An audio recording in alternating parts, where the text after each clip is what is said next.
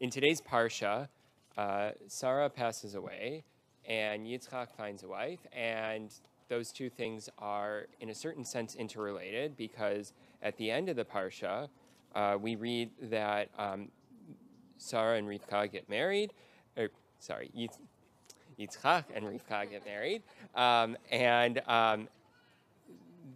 there's this marriage, there's love in this marriage, which is notably the first romantic love in the Torah, and that Isaac is comforted after the death of his mother. So there's clearly something going on in this relationship that's meaningful, that's more than just a for the sake of procreation type of a relationship.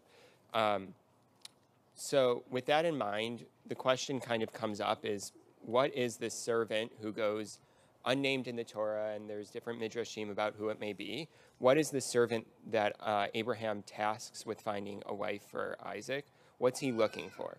So normally you read the text. Yeah, you should read because you have the microphone. Yeah. So I'll read the first text on our page. And he said, "O God, God of my master's Abraham's house, grant me good fortune this day and deal graciously with my master Abraham. Here I stand by the spring as the daughters of the townspeople come out to draw water. Let the maiden to whom I say, 'Please, lower your jar that I may drink,' and who replies, 'Drink, and I will also water your camels,' let her be the one whom you have decreed for your servant Isaac. Thereby shall I know that you have dealt graciously with my master." So on first look, what are the context clues that we have as to what this servant is looking for? Yeah. Thoughtfulness and generosity.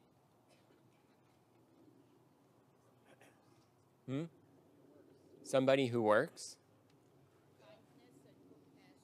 Kindness and compassion. Someone who has strength. Water's heavy. Someone who has strength, because those jugs of water are going to be heavy. Great. I think those are all, yeah, one more. Someone who's willing to go beyond that which is asked for. These are all great reads into the text. And now let's dive in a little bit and see what Rashi thinks, because Rashi is going to pick up on a couple of things. So on the text, so we're on the first Rashi text there. She is fit for him, since she will be a doer of chesed and will therefore be worthy of admission into the house of Abraham. Thoughts on where Rashi is? Yeah.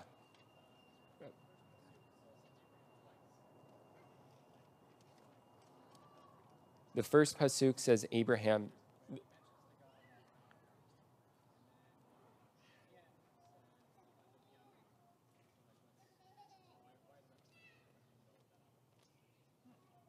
Why do we need all the Avraham in the first verse there? Okay. And so what's your take on why we need Avraham?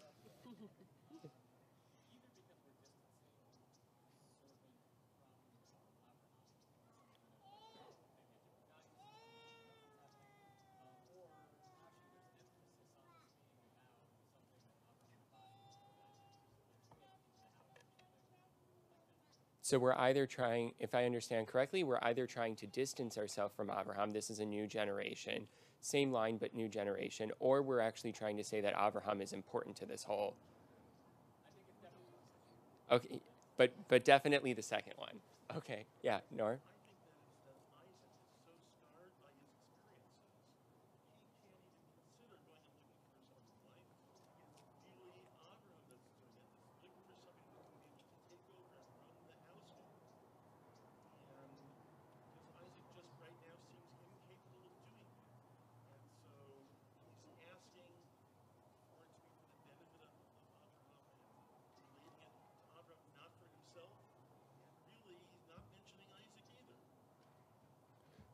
So this is more about Avraham needing to, if I understand what you're saying, this is more about Avraham needing to find someone to help make sure the lineage continues, because Isaac isn't in that mind frame right now to go looking for a partner.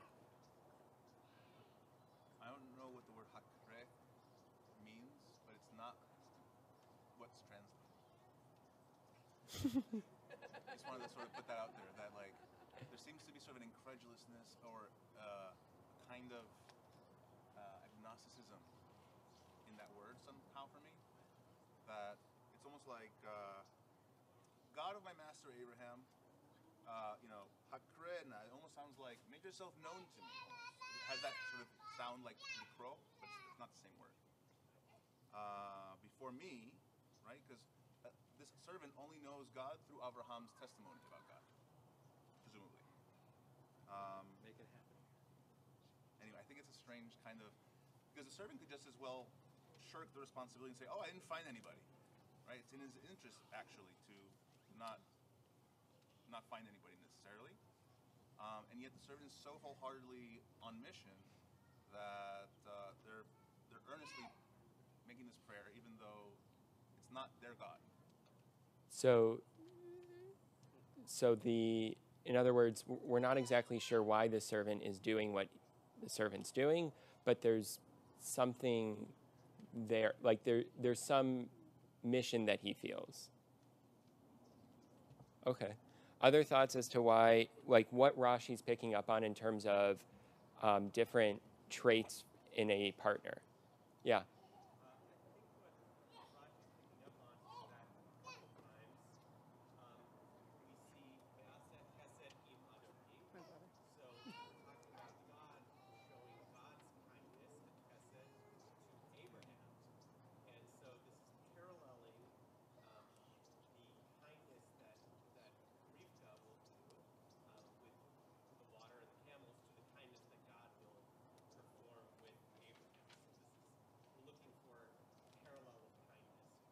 Great. So God is being kind in terms of finding helping the servant find a partner, and so we're looking for a parallel of that in a partner. There's various texts about just as God does kindness, so we should do kindness. Same idea going on here. Great. So let's move on to the next one, which I think we'll also pick up on that a little bit. That thou hast shown kindness. If she is one of his family and a fit companion for him, I shall know that thou hast shown kindness to my master. Great. I think that kind of speaks for itself and speaks to what Jacob was saying, that we're looking for, there's like some tie between Gemilut Chasidim and kindness. And so I want to move on to what Kliyakar says. And I'm just going to kind of run through this a little bit. It's a little bit shortened for the sake of time, but she you have proven for your servant for Yitzchak is from the Torah. Rashi explains she is worthy for him that she is a doer of chesed. This topic is juxtaposed with the topic of Ephron the Chiti, because he too was from a family of Canaan. For if he will remain in his righteousness in the business of money, then in every insight it will be revealed that he is complete, honest, and vice versa. And from here, Eliezer learned that he didn't need to check Rivka except with this trait. If she is generous and does chesed, and he goes on to essentially say, this is what we're looking for.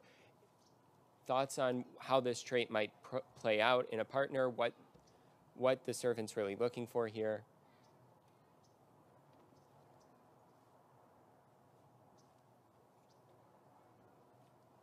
Yeah.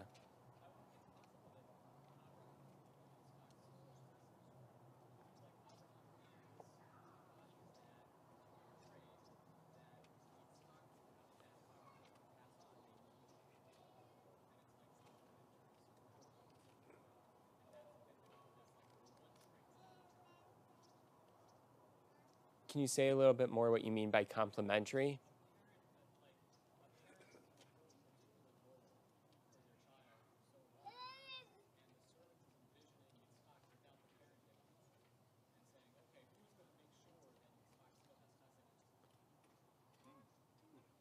So Avraham is tasking the servant feels that his task is to find someone who can fulfill this mission from Avraham to make sure that Yitzchak still has chesed in his life.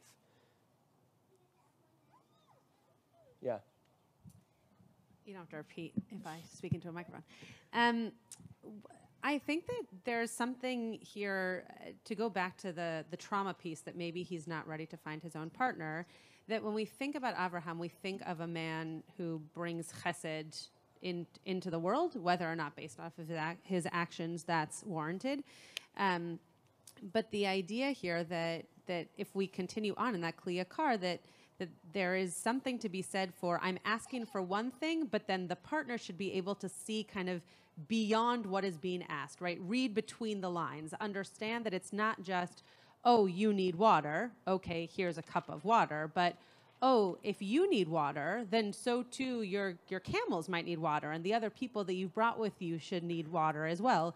So that Isaac, and again, maybe going back to this trauma that he's lived through, potentially has blinders almost on, that he can only see the black and white. And so he needs a partner who's going to help him kind of open up the world again, to be able to see that which is in front of him in a way of giving back to people or providing for people. And it seems that Rebecca is that partner, because she, again, goes beyond just the immediate ask and recognizes how to give even more.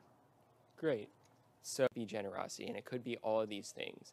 But in some relationships, you can have all of those things, and the relationship still doesn't just mesh. And in other cases, you can have none of those things, and things somehow still function.